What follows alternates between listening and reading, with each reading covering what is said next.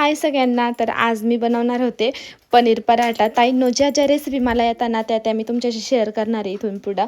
तुम्हाला कशा वाटतात माझ्या रेसिपी नक्की कमेंट करून सांगत जा ताईंनो, जेणेकरून मला पण तुम्हाला रेसिपी दाखवायला छान वाटेल. मी पण लवकरात लवकर अशी व्हिडिओ करून टाकत जाईल, मिनी ब्लॉग्स वगैरे. तर मी पनीर घेतलं. पनीरमध्ये थोडंसं अजून कांदा टाकला, कोथिंबीर, टोमॅटो, मिरची ना जरा कमीच टाकली, कारण की प्रेम जास्त मिरचीचं खात नाही, तिखट खातच नाही तो. म्हटलं एकच मिरची टाकू जेणेकरून तो खाईल. त्याला एक जरी लागली असेल थोडंसं तर त्याने लगेच खाल्लं नसतं. त्यामुळे मग मी थोडीशीच मिरची टाकली, मीठ टाकलं, परत हळद टाकली, नंतर जिरे पण टाकले थोडेसे. जिरे पण तो कच्चे जिरे खात असतं, त्याच्यामुळे म्हटले त्याला जिरे आवडतं, मग मी जिरे पण टाकले.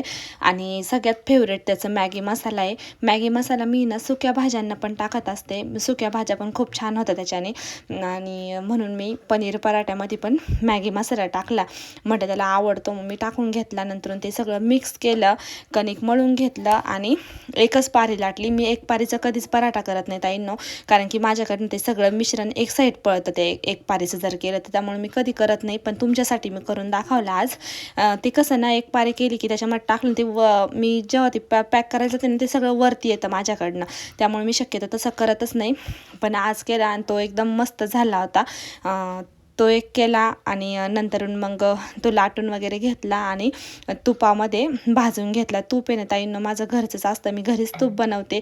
शक्यतो बाहेरचं तूप नसतंच आमच्या घरामध्ये. तूप जी साय ती साय होती घरामध्ये, तिचंच तूप करायचं आणि तेच वापरायचं. तुपाचा पण व्हिडिओ मी कधीतरी तुमच्याशी शेअर करेल. हे घरचंच तूप आहे मी केलेलं. आणि मग मी तो तुपात मस्त भाजून घेतला छान.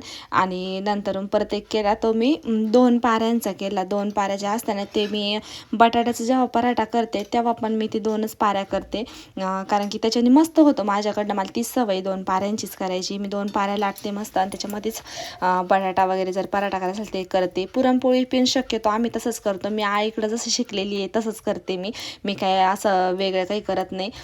तर मग मला तसं जमतं, मग मी तसंच 2 पाऱ्या करून घेतल्या. त्याच्यावर पनीरचं जे मिश्रण होतं ते टाकलं आणि त्याचा पण मस्त पराठा लाटून घेतला आणि तुपामध्ये छान भाजून वगैरे घेतला. तर खूप मस्त लागतो ताईंनो हा पनीर पराठा. पण तुम्हाला जर करायचं असेल नक्की करून बघा आणि मला कमेंट करून सांगा की कसं झाला, काय झाला, जेणेकरून मला पण जरा बरं वाटेल, नाही का, की माझी रेसिपी कोणतरी ट्राय करतंय. चला तर ताईंनो, आजचा व्हिडिओ छोटासा व्लॉग मी इथंच एंड करते. तुम्हाला कसा वाटला नक्की कमेंट करून सांगत जा. माझ्या चॅनलला लाईक, शेअर, सबस्क्राईब करायला विसरू नका. श्री स्वामी